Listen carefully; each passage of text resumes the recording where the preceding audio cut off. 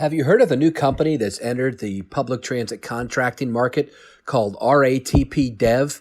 They're a large international company and just purchased McDonald Transit here in the United States, which had a pretty significant footprint and long history with many of its contracts.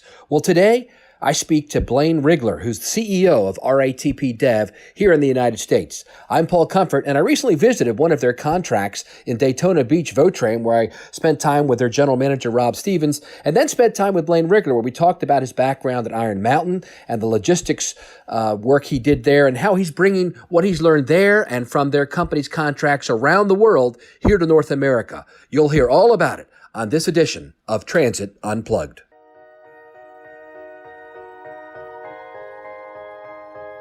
What does it mean to be a successful public transit agency?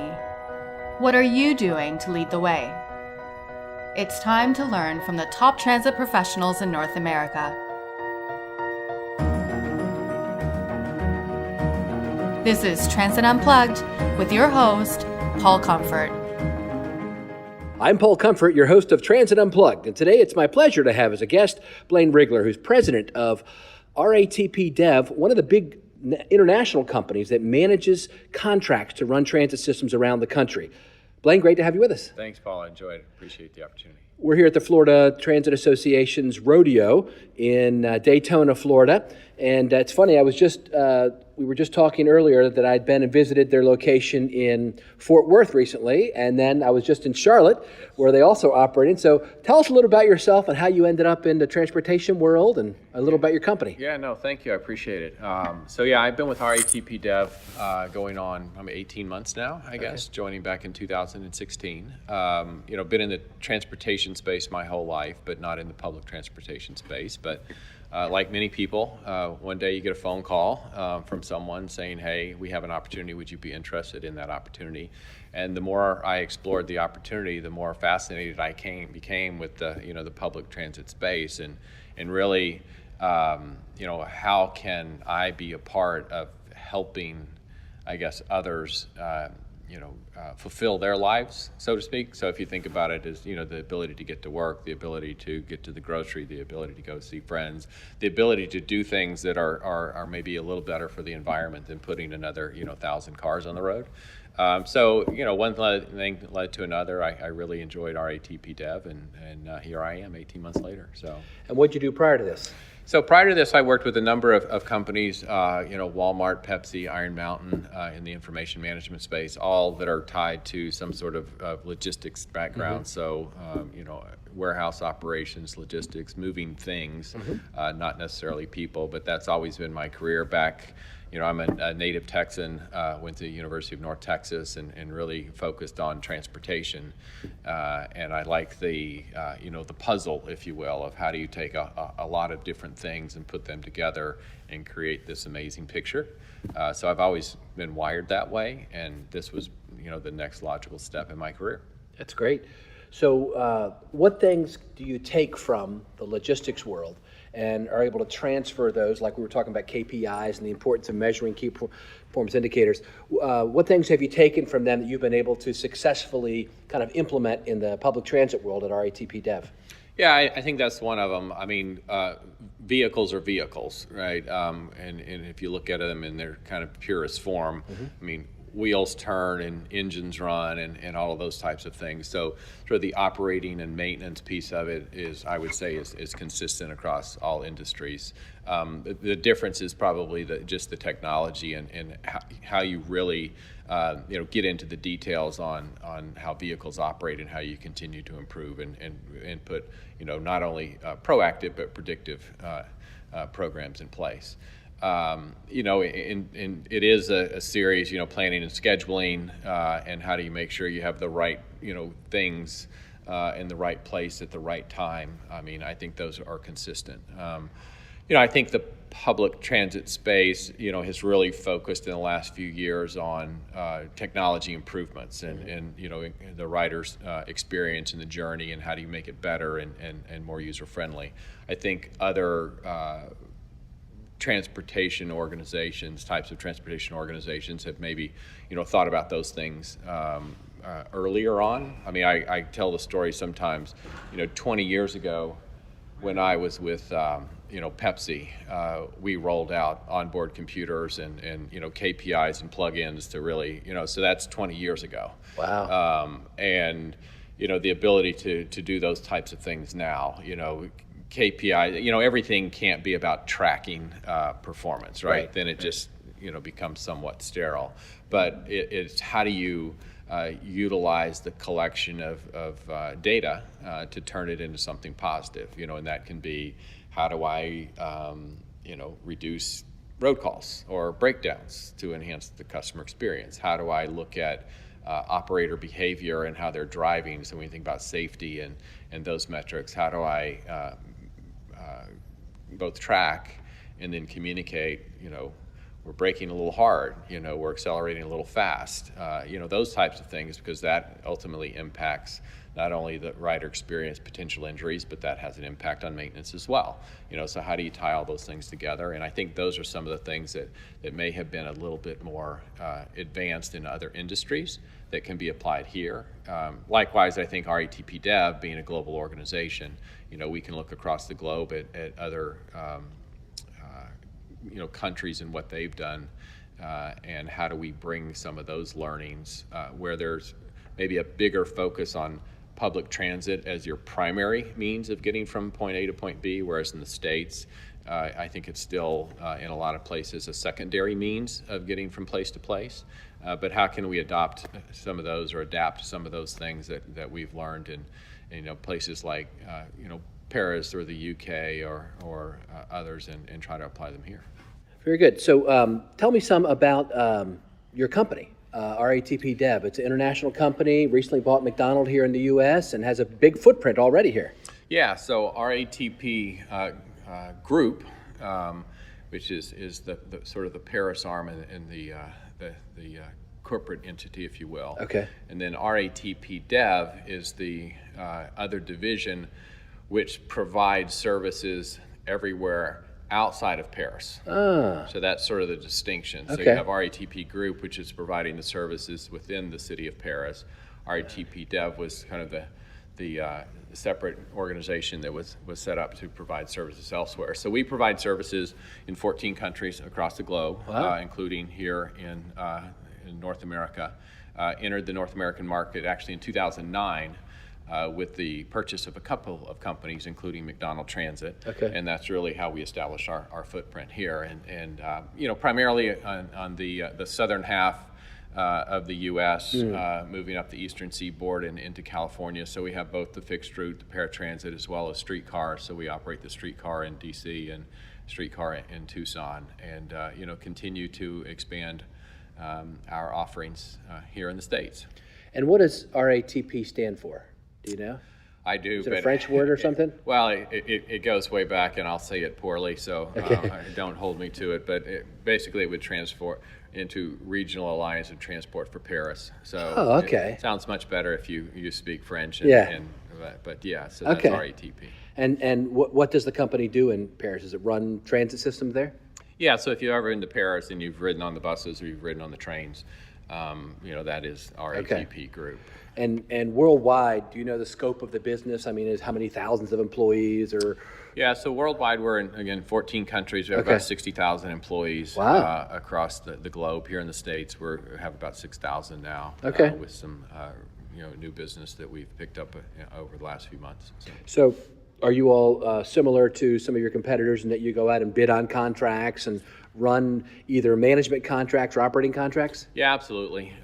So very similar. Okay. And, that is the goal. I would say in the past we've probably been more focused on management contracts, but have really started to focus more of our attention on the operating and maintenance contracts and having that full ownership, if you will. Right. And what do you bring to the market that would you say would set you apart? I mean, what is the focus of your company when you come in to manage a contract and to, I mean, having come from the public side, I know that what we were looking for was, first off, maybe a little bit cheaper than us to operate. Right. Usually, we figured we could save 15% or more by contracting out at least paratransit or some new routes on fixed route because of Section 13C and other rules. It's difficult to contract out work that's already being run by unions. But what do you all bring to the table that's new and different and fresh? Yeah, so that's a really interesting question for a number of reasons. One, in the States, you find that there's probably less outsourced than more outsourced on a percentage basis. That's right. But yet, when you look at it from the perspective of what can a company like ours bring to the equation, one of the things that we bring to the equation is we provide services to a number of different agencies across the states and across the globe, and that expertise that we can gather. So it's not how well might we do things in one location, but how well are we doing things in many locations, and how can we tap into that and deliver it to the next customer. I think for us, it's clearly about service. Our goal is you have to first win the contract, and then you keep it. So we talk about 47 years in Fort Worth, Texas, where we are today in Volusia County. We've been here 43 years. So our goal is... Wow, that's amazing. It's not just about winning. It's about maintaining, and how do you continue to reinvent yourself and make sure that the relationship is growing. So it's very much like a marriage, right? You have to continue to work at it. You have to continue to improve. So for us, it's that. And then, it's really focusing on what is new and different innovation, whether that's, safety systems, is that new technology that allows you to better plan it and schedule. Think about, microtransit and mobility as a service and all the other kind of buzzwords that are out there right now. But, how do you help the agencies provide better service, but at a more efficient, cost? And taking the 40-foot bus down every road is, not something that you can do in the future as you continue to, grow and expand. It's better service, it's more frequent headways, but it's being smarter about how you do it. So what are some of the innovations that your company is running around the world or have already brought to the U.S.? You just mentioned some of them, but, mobility as a service, electric vehicles, autonomous shuttles. Where are you, or TNCs, integrating them into the operation? Like I think you guys we just talked about earlier about you're doing in Charlotte. What's your take on all that, and how do you see it folding into the fabric of the public transit community? Yeah, I think there's a lot of things that are out there right now, and some of those would be, new is always exciting, and let's go do it, and sort of bleeding edge, and that works for some, and then there are others who are going to be more cautious and maybe wait until it proves out. And so I think for us, it's sort of leveraging that global experience where we may have done things in one location that we can bring to another, and just helping guide the conversation, if you will. Autonomous vehicles is a great example. It was the hot thing. Everybody wanted to do it, but where to do it, how to do it. The technology that's out there today, we know for certain that it's not going to be the technology next year, and those vehicles. So, big capital investments in the vehicle today may not be the best idea. You look at things like cybersecurity, and not just in this industry, but the driverless cars. Well, that's exciting, but you just have to make sure that there's, for every one person out there that's trying to make it happen, there's 10 others that are trying to hack into those systems. And so like in that, I sort of relate that to like cloud storage of the past, right? Yes. When cloud storage first came out, it's like, oh, somebody was able to hack in, and this is horrible, and we'll never do that. And now you say, if I'm not storing my information in the cloud, what am I thinking? And I think that's true of all new technologies. It's allowing them the opportunity to evolve. It's looking to the future and sort of having this guidepost that says, you want to invest where you need to invest, not be overly ambitious, because capital is capital, and money, it does not grow on trees, as we know. You just can't go into the backyard and to the money tree and get the next few dollars that you're going to go spend. So be wise about it, and I think that's where we can help in that conversation. That's good. I think that's a good, cautious yet forward-looking approach. Yeah. Not to because these are brand new innovations. As the discussions I'm having with CEOs around the country, everybody's trying to dip their toe in the water to try to see what's the best approach. Public transit in America, as you know, just like I'm sure in France and everywhere else, has traditionally been seen almost like a utility model, where you have a monopoly on it, and so you operate as a utility, and there hasn't been the kind of efficiencies in place that are driven by the marketplace when you have competition. Right. And kind of what I'm trying to preach around the country as I speak at conferences, right, and talk to CEOs is that model is changing. We are no longer a monopoly. I mean, whether we want to be or not, all the other new services, kind of the jitney type services or microtransit that's coming in, and how Lyft and others, Waymo, et cetera, they are coming into our business. And so how would you guide someone? I mean, you're heading up a company. Like, how many operations do you have here in the U.S. about general? 40-ish. 40-ish, okay, yeah. So you're in 40 cities across America, and you're counseling people. Talk to me like I'm, a transit CEO somewhere, and you're my contractor. What would you tell me that I need to be doing right now to prepare for the future? Well, one, you have to have a plan for the future, right? And what is the vision, for your agency, and how do you want to provide for the citizens in the community that you're operating in? And then it's figuring out, okay, there's many different ways to deliver on that vision, and looking at all the different modes of transit that are available to you. I mean, is that rail? Is that bus? Is that the TNCs? There's any variety of those that are out there. But then how do you start to put that puzzle together in such a way that it provides you the greatest amount of flexibility in the delivery of the service? It provides the rider the greatest flexibility in the choices that they have available to them to acquire the service. And then how do you put, across that, obviously, the fee structure, if you will, that allows people to make intelligent choices. But it is, I think increasing of ridership is about ease, right? And how do you make it as simple as possible for people? And I always talk, in my sort of professional life, I always tell people, and it's an expression that I'm sure they've gotten tired of hearing over the years, is what would you do in your personal life, right? And if you think about how you consume services, if you will, in your personal life, and how do you translate, what do you like? And then how do you translate that to your professional life? It's not easy in this day and time. If you can't do it on a mobile device, then you're likely not to do it. So how do we, create the plan, create the flexibility within the plan, provide the most number of choices to yourself and to your rider, and do it, in an affordable way. And we can bring all the different technologies to the table, and the partnerships, or because there are so many. In this transit space, it is amazing. Everybody, the startups, and it's that traditional model of two really smart guys in flip-flops, a t-shirt, and jeans, who have created this latest greatest thing. Right. Now the problem, in a prior life doing a little more of the software, is you can't go out and buy all the latest greatest things because they don't necessarily integrate with one another. So you may end up with 10 technologies that don't talk to themselves. And that's a whole other challenge. So I think it's making sure that it's the ability to integrate systems across. And I think those are challenges that people are struggling with, and some that are starting to figure those types of things out. Yeah, that's good. That's a really good point. The interoperability of all the technologies that are coming in. If you're buying from multiple vendors, so how do you approach that as a contractor coming in? If you come into a situation and you see, you're bringing your own technology that you might have, and there's legacy systems that are there, do you have technology folks that come in and analyze that and try to work to help them make sure they all talk, or?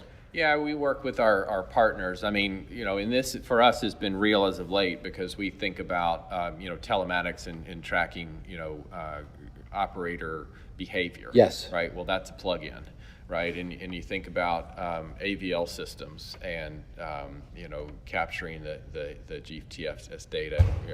Well, that's a plug-in, right? Right. So everything starts to get plugged in, and as we all know, there's only so many things you can plug in. Yeah. So we get into that conversation. Okay, does your plug-in, will that work with this thing over here? So instead of having a conversation about there's 3 of these tools that, if you will, that we have to plug into the computer of the bus, here's one. And everybody can use the same one. So like an adapter. Right. It's those types of things. And yeah. then, from a technology standpoint, for us as a contractor, because there's the local and then there's how do you look at it over the top. And, there's a lot of different maintenance softwares out there. There's a lot of scheduling softwares out there. But how do you create that, that aggregate layer Right. that allows you to pull the data and then present it in such a way? So I think that's the other challenge. But, I mean, those problems have been solved Yes. in many industries That's before. right. Yeah. So again, although not a lifelong public transit servant, being able to draw on other experiences where other industries may have gone through these same things, how do we do that, and how do we accelerate the learning process? That's good, yeah. We were talking about it earlier this year, the same concept, and using the approach of a symphony, where you have all these different instruments, Right. which is what we have in transit, right? You've got the fare box on the bus that needs to now talk to the mobile data terminal, Right. that needs to talk to the operations control center, and it all needs to be, smoothly conducted by a conductor. And so that's great that you guys can bring that experience from around the world to also help public transit agencies. And there's a whole other group of technology providers that exist and will continue to grow and exist that do nothing other than what you just described. That's right. Is plug all of those instruments together. Yeah. I have the aggregation tool. Yes. That allows the music from the symphony to be heard. Now, as the president of a big national company, do you have a software system that allows you to pull in all that kind of key performance indicators from all your contracts, all 40 of them, and then feed it up to Paris, or how does that work? Yeah, so we're working on that. I don't want to suggest that we've mastered that. But yeah, I mean, so I have an individual on my team whose sole focus is continuous improvement, and one of the things that you have to have in order to continuously improve is data. Right. So yeah, we are focused on that. We have a dashboard application that will plug in or is plugging into, and we'll continue to expand that to all of the locations so that we can pull the data. Because I mean, that's the other thing, is what's the definition of that you're looking for. I'm intrigued at times, like, what is a preventable accident? Right. Well, right. That's right. Yeah. And if you look different across, agencies have different definitions. You look across the board, whether we're providing that service or the agency's providing the service or a competitor's providing the service, like, wow, that agency is amazing, right? What are they doing different than this one over here? And I think it's really understanding that in a lot of cases it's a different measurement that they're using. In some cases they're just exceptionally good at what it is they're doing. Yep. So I think common definition. So we started first with, we want a continuous improvement program, but we need a common definition. So those key metrics that we're going to track, that have the greatest impact on our performance, and performance being, the customer experience, the agency experience, our own, financial experience. What are those things? And then what's the common definition for those, so that we're all speaking a similar language? And as you work on that, what would you say are the corporate goals, kind of to wrap up our conversation, for your company over the next 5 to 10 years? I mean, obviously you want to grow some, but what would you say your goals are, and where do you see your company in 5 to 10 years? Yeah, I mean, obviously we want it two ways. One, we don't want to ever lose a customer, and we want to continue to, acquire new customers, if you will. So that's first and foremost. We have to continue to evolve, right, in our leadership approach, our ability to grow our own talent, right? So there's not, an influx of people that want to come into the public transit space, as we've talked about, and so how do we grow and develop our own talent so that we can continue to grow our own organization? Technology and changes in the industry are vitally important. So how do we continue to look at what are the things of the future? And that could be autonomous vehicles, or that can just be, from a marketing standpoint, how do you increase ridership, and what are the types of things that you should be doing? And and then obviously the analysis of all of that information so that we can learn from it and change or continue doing what we're doing. Often you always focus on what you're doing poorly. Sometimes maybe you should also focus on what you do well. There you go. And learn from that. So Very good. Well, I wish you much success. Thank you. As your company continues to grow, and I think is a real solid quality provider of service here in the U.S. As I mentioned, I've been to several of your locations already, and you've got great people. You've got a great tradition with some of the companies that are now part of your family, and I wish you very much success as you go forward. Blaine Rigler, President of RATP Dev. Thank you very much, Paul. I appreciate it. You've been listening to Transit Unplugged, powered by Trapeze Group. To stay up to date, subscribe on iTunes or Google Play, or join the conversation at transitunplugged.com. Thanks for listening.